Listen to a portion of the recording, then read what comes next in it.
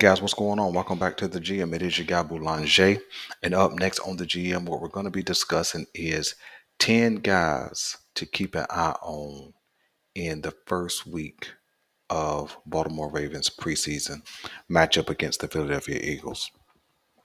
Do me a quick favor, hit like, subscribe, hit the notification bell so that you get updates when we upload new content. Let's go. So, first up, man, we're going to do 5 offensive guys. The 5 offensive guys I think we should keep a watch on uh, in the first game of the preseason. Number one, this is not any order of priority or anything like that. I'm just going to be listing them off. So, first up, I think we need to keep an eye on Charlie Kolar. Charlie Kolar is a young tight end we drafted last year in the fourth round. In fact, we drafted him above or before Isaiah Likely. He was injured last year. We saw him late in the season, made a couple of catches, showed some burst and some athleticism. And after that, we don't know much about him. He's bulked up this off season. Um, Seems to be in good health and good shape. And so I'm wanting to see what he looks like in live game action for the first time in almost 8 or 9 months. So Kolar is number one. Second guy to keep an eye on is Tyreek Black or Tyreek Black, however you pronounce it. Wide receiver. The Baltimore Ravens picked him up in this year's free agency.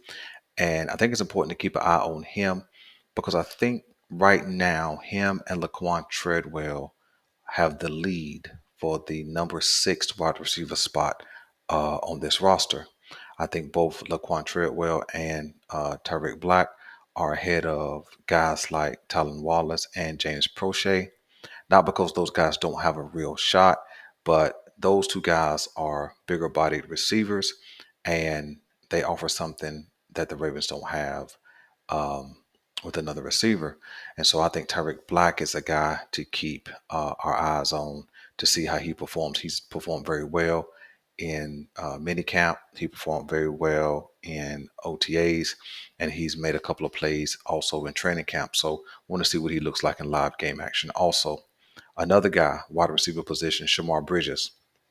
Shamar Bridges is a wide receiver, big wide receiver we picked up last year, all season. A guy who had a breakout game.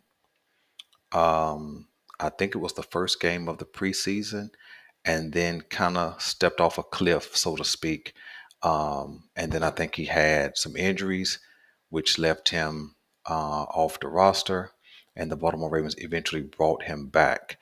Haven't heard much about Shamar Bridges this offseason, but I do know that Lamar Jackson has targeted him several times in training camp.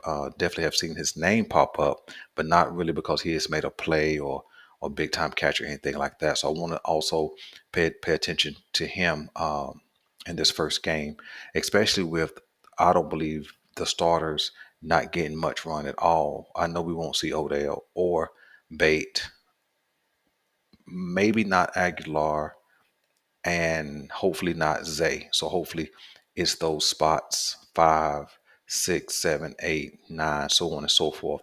Those wide receivers in those spots that actually get a lot of play so we can kind of see what they look like. The fourth guy on offense that I would like to see pay close attention to in week one is Daniel Falele. Have not heard much about him this offseason. Matter of fact, I haven't heard anything about him this offseason. But he's a guy that I just simply am impressed with his size. A 6'7", 6'8" guy, 350 plus pound guy, a massive human being. Definitely heard about his power. We definitely saw some play from him last year when he had to step in when some guys were out. And so just want to see him take that natural next step because he may be the replacement next year for Morgan Moses. So I certainly would like to see him get a lot of run. I would like to see his power, his athleticism, his footwork, because the buzz was that he had good feet for a guy his size. So I would like to see that on display. And then the fifth guy is a guy that has had a lot of buzz. Then he didn't have any buzz, and then now um, his snap count has picked back up again, and that's Keaton Mitchell. I think that he should get a lot of run in this first game. Probably it'll be him, Justice Hill, and there's another guy behind Keaton Mitchell. I don't expect to see much of Melvin Gordon, not because they're trying to preserve him or anything, but I just think it's going to be a chance for these young guys to really kind of get their feet wet in week one.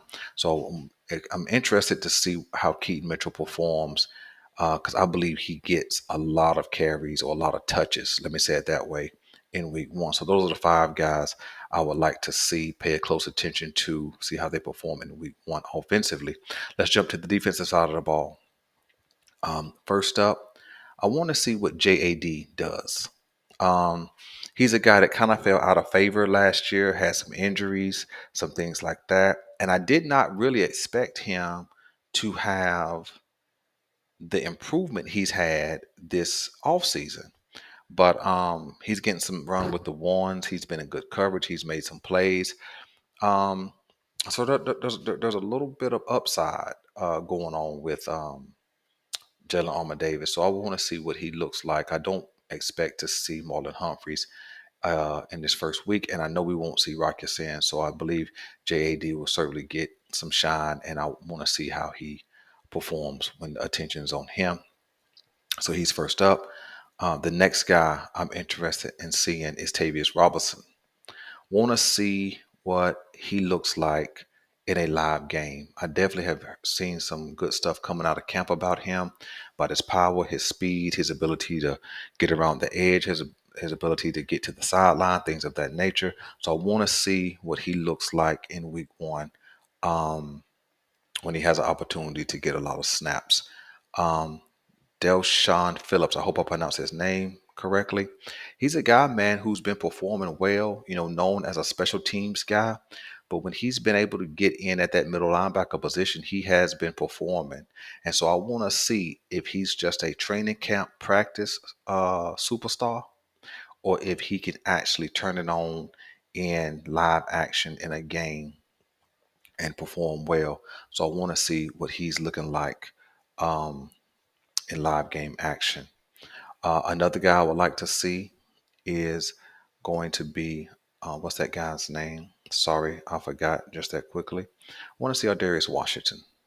I think Ardarius Washington is in the lead for that nickel cornerback position. I think some of that's because some injuries have happened, and I think another reason he's in the lead because he's just kind of been around the Ravens, improving every year, sticking around, sticking around, sticking around. So I would really like to see what he does when he has an opportunity to get a lot of game time. I want to see if he can make some plays on the ball, if he's going to be in good position, or has his shine just been in training camp this year. And then last but not least is Jaquez Amos.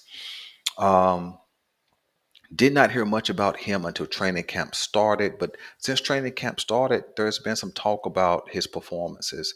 A guy who's been around the ball, a guy who has a couple of interceptions. His most recent came against Lamar Jackson on Wednesday's practice. So want to see um, if he was just in right place, right time, or if his practice performances can translate to the field.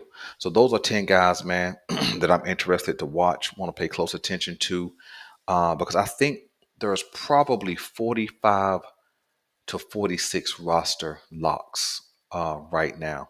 Now, that doesn't necessarily mean that I think that there is um, 7 spots open. That just means I think there's 45 or 46 guys locked. I think they're 100% locked into their spots on the roster. So there's truly probably 4 to 5 spots up for grabs. So I want to see who takes hold of those positions in week one. Who kind of rises and who falls after week one. So that's my list, man.